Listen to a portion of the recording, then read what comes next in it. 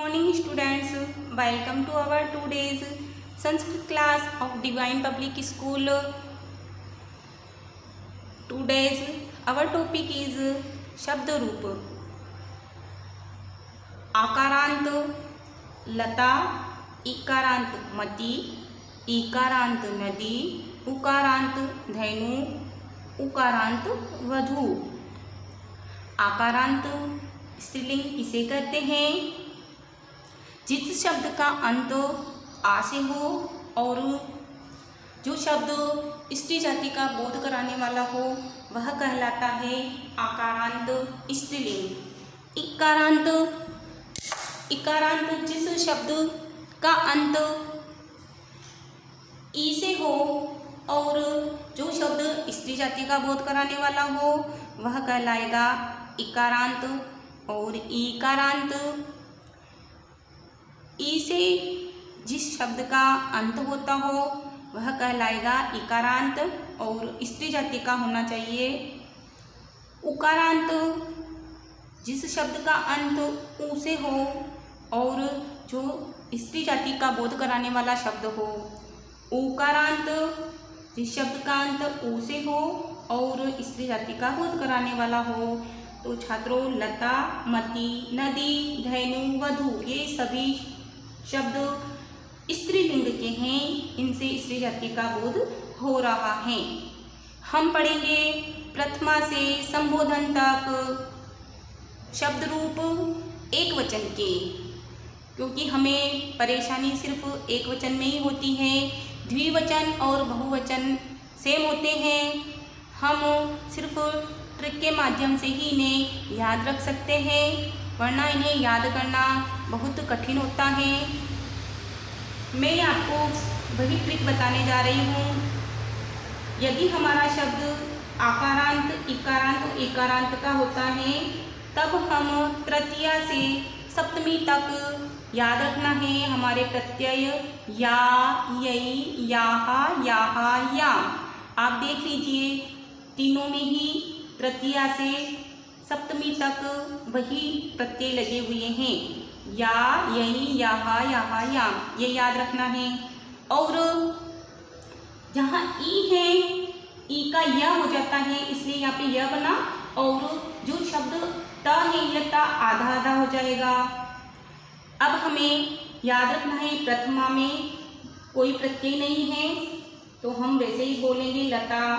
द्वितीया में देख लीजिए, द्वितीया सभी की सेम होती है, सिर्फ म प्रत्यय जुड़ता है. सभी में म प्रत्यय जुड़ा हुआ है. तो लताम, लतिया या जुड़ा है. और चतुर्थी में ये प्रत्यय जुड़ा है, कुछ नहीं किया है.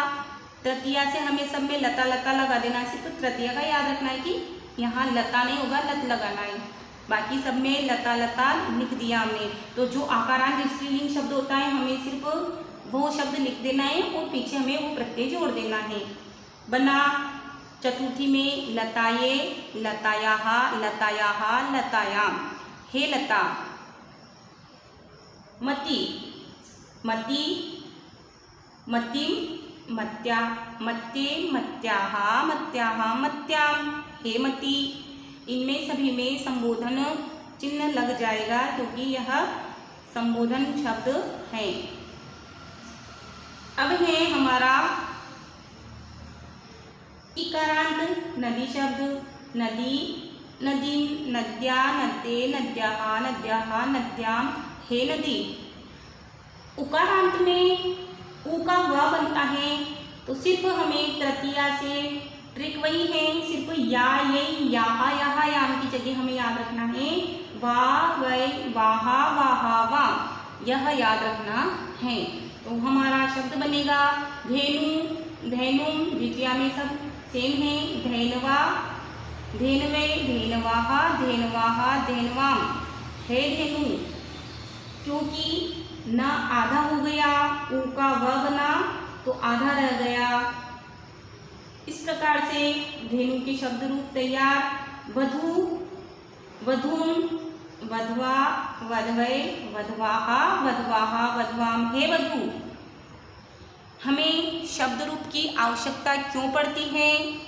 क्योंकि हमें अर्थ जानना बहुत आवश्यक होता है और इन शब्द रूपों के द्वारा हम आसानी से शब्द जान सकते हैं। क्योंकि लता का अर्थ हो जाएगा लता ने, प्रथमा विभक्ति का शब्द विभक्ति चिन्ह होता है ने, लता ने, द्वितीया का को तो लता को, तृतीया से तो लता से, चतुर्थी के लिए तो लता के लिए, पंचमी से अलग होने के अर्थ में लताया लता से, षष्ठी लता का, लता की या लता के, और लतायाम लता में, लता पर। तो छात्रों, हमें अर्थ जानने के लिए शब्द रूप जानना बहुत आवश्यक है। इसलिए आप संस्कृत के प्रति आप रुचि रखें और उनका अर्थ जानने की कोशिश करें। शब्द रूप किस प्रकार से हमारे लिए सहायक होते हैं यह आपको मैंने बताया।